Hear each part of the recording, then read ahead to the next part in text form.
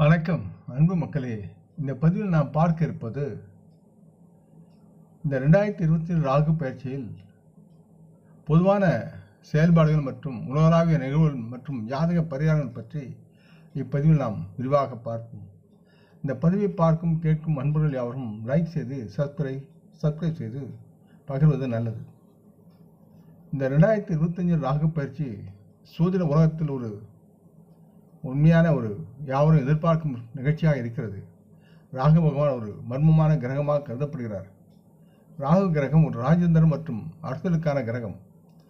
மதங்களின் மரபுகளின்படி சுவர்பானி என்ற அரக்கன் தேவராக மாறுவேடம் பூண்டு அமிர்தத்தை குடித்த காரணத்தால் மோகினி அவதாரம் எடுத்த விஷ்ணுவின் சுதர்சன சக்கரத்தால் துண்டிக்கப்பட்டது தலை. அமிர்தத்தை பருகிய காரணத்தால் சுவர்பானுவின் தலை மற்றும் உடற்பகுதி அழியாமல் இருந்தது. இந்த நிலையில் இந்த அரக்கனின் தலை ராகு என்றும் உடல் கேது என்றும் பெயர் பெற்றது. ராகு பயிற்சி 2025 வானவியலின்படி ராகு மற்றும் கேது கிரகங்கள் அல்ல, அவை நிழல் கிரகங்கள் என்று அழைக்கப்படுகிறது. சூரியன் மற்றும் சந்திரனின் சுற்றுப்பாதையில் சுற்றி வராமல் எதிர்ப்புறமாக இறங்குமுகமாக சுற்றி வருவதால் ஜோதிடத்தில் இவை நிழல் கிரகங்கள் என்று அழைக்கப்படுகின்றன. இருப்பினும் ராகு கிரகத்தின் முக்கியத்துவம் மாறாமல் தான் உள்ளது. தற்சமயம் ராகு குருபவனுக்கு சொந்தமான மீனராசியில் சில காலம் சஞ்சரித்து வருகிறார்.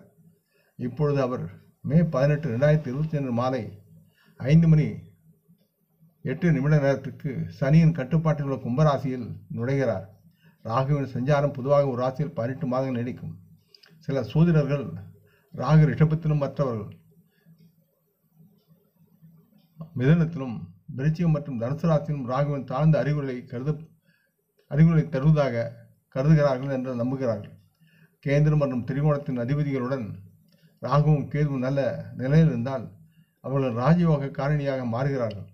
மேலும் அவர்களின் தசா அந்த நபரை ஏழையாக இருந்து அரசனாக மாற்றுகிறது. இருப்பினும் வாழ்க்கையின் ஒரு கட்டத்தில் ராகு கிரகணம் ஏற்படுகிறது. எனவே ராகுவின் நிலை முக்கியமானது. ராகு பைகு என்றும் அழைக்கப்படுகிறார். அதாவது ராகுவின் நிலை ஏற்படும் போது அது பொருந்தாத திருமணமாக இருந்தாலும் அந்த நபர் திருமணம் செய்து கொள்வதற்குண்டான சூழலும் இருக்கிறது. ராகு சர்வாதிகார போக்குகளின் கிரகமாக அறியப்படுகிறது.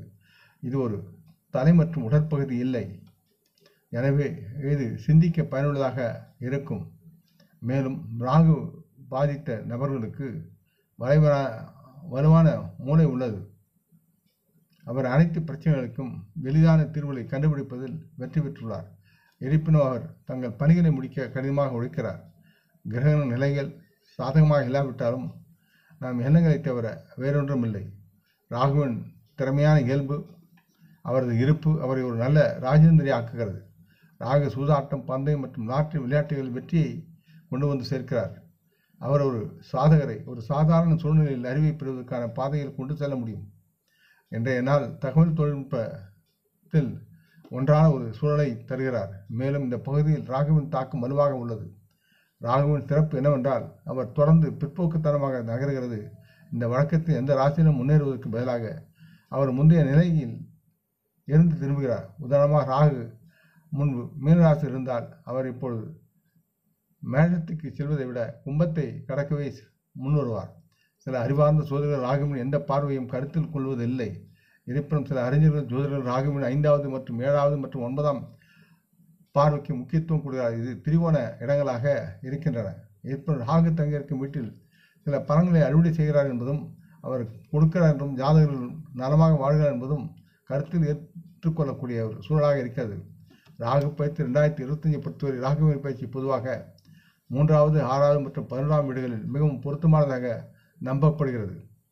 இருப்பினும் ராகுவின் நல்ல பலன்கள் மற்றும் கிரகங்களின் இருப்பிடம் மற்றும் ஜாதகத்தின் வீடுகளை பொறுத்து சில மாறுபாடாக கணிக்கப்படலாம்.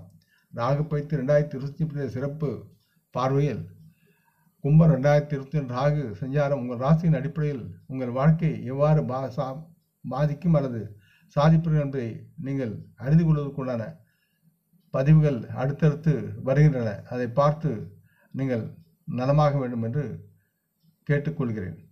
இந்த பதிவை பார்த்து கேட்கும் அன்புகள் யாவரும் லைக் செய்து சப்ஸ்கிரைப் செய்து